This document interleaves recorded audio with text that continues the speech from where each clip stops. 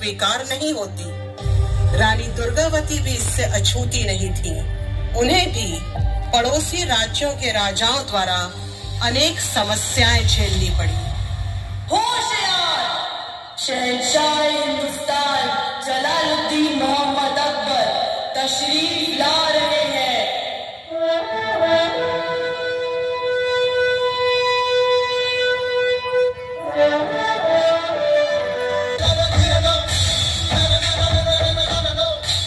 बादशाह सलामत का इकबाल बुलंद हो। जहां बना आपका पैगाम हमने सभी रियासतों में भिजवा दिया है।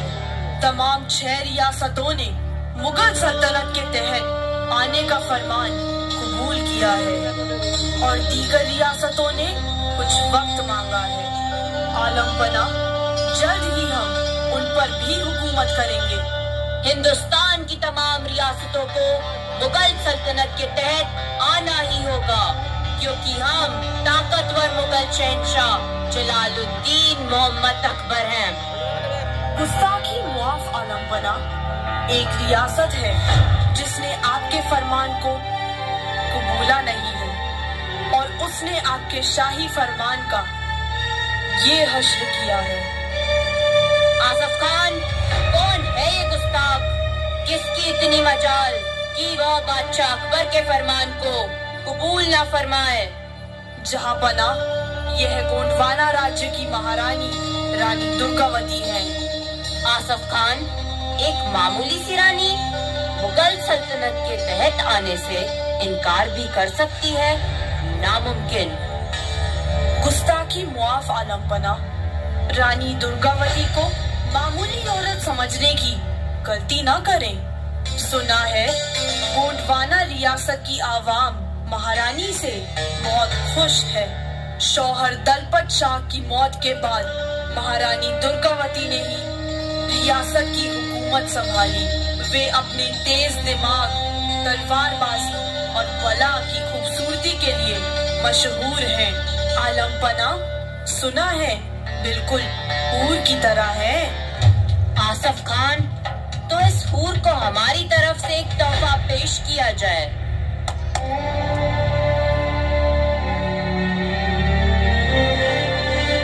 आसफ खान, इस तोहफे के साथ शहंशाह का क्या पैगाम भिजवाना है ये तो तुम जानते ही हो। जी हुजूर। रानी दुर्गावती को अपनी यौवनावस्था में ही वैधव्य दुख झेलना पड़ा। विवाह के मात्र 4 वर्ष उपरांत ही उनके पति राजा दलपत शाह स्वर्ग सिधार गए। उस समय उनके इकलौते पुत्र वीर नारायण मात्र 3 वर्ष के थे। रानी पर तो मानो दुखों का पहाड़ टूट पड़ा, किंतु रानी ने अपने सीने पर पत्थर रखकर अपने छोटे से पुत्र को सिंहासन पर बिठाकर उसके संरक्षक के रूप में स्वयं शासन करना प्रारंभ किया। लगभग 15 वर्षों तक कुशलता पूर्वक राज्य किया।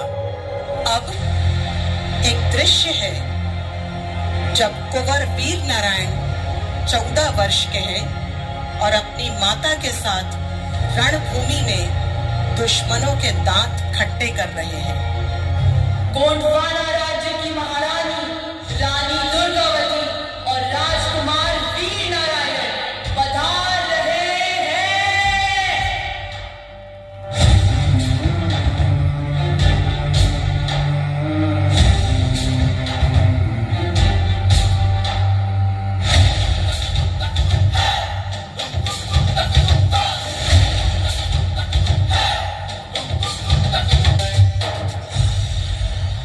महारानी की जय हो।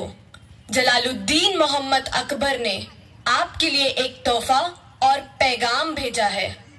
आधार सिंह, अकबर के पैगाम को सारी सभा के सामने पढ़ा जाए। जी महारानी। तोहफा यह सोने का पिंजरा है और पैगाम में लिखते हैं कि औरतों के हाथों में तलवार नहीं जचती, तुम एक पंछी की तरह पिंजरे में ही रहना चाहिए। गोंडवाना के लिए अच्छा यही होगा कि वे खुद ही हमारे अधीन हो जाएं, वरना युद्ध के लिए तैयार हो जाएं। मेरी देवी जैसी मां के लिए ऐसी घृणा राक्षस ही रख सकता है। आज्ञा दे माँ कि मैं उस राक्षस का सर धड़ से अलग कर दूं। नहीं नहीं राजकुमार, हमें जोश में होश नहीं खोना चाहिए।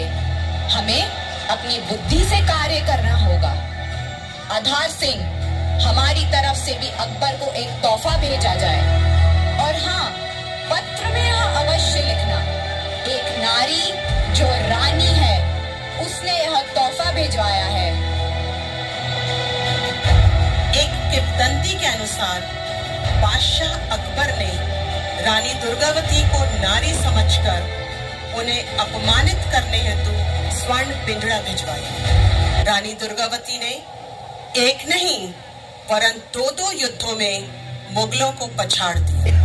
अब दृश्य है तीसरे युद्ध का, जो बादशाह अकबर के सेनापति आसफ खान के नेतृत्व में मंडला रोड पर रानी दुर्गावती की सेना के साथ लड़ा गया। महारानी की जय हो।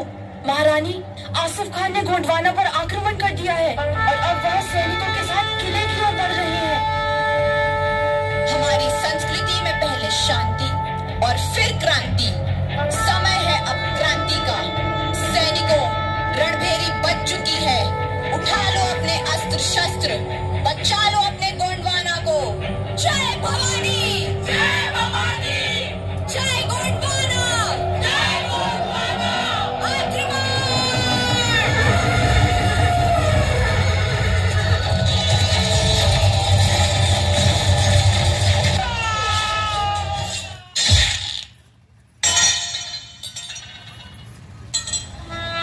दुश्मनों को युद्ध में पछाड़ते हुए शरीर पर लगे 2 तीर रानी ने सहन कर लिए, किंतु तीसरा तीर जो उनकी आंख में लगा, उससे वो पीड़ा से कराह उठी और लगभग अचेत सी हो गई। महारानी,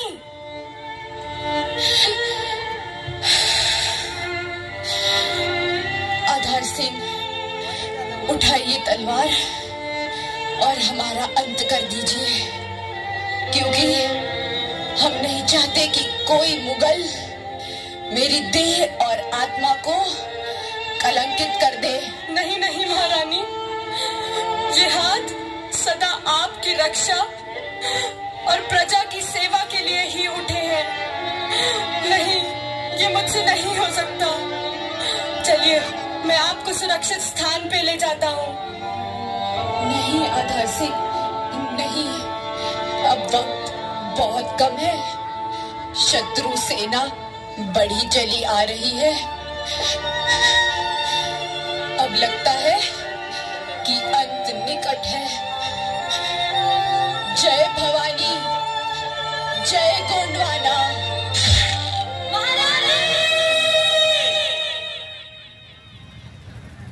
क्या कभी अंबर से सूर्य बिछड़ता है, क्या कभी बिन बाती दीपक जलता है, क्या कभी अंबर से सूर्य बिछड़ता है, क्या कभी बिन बाती दीपक जलता है।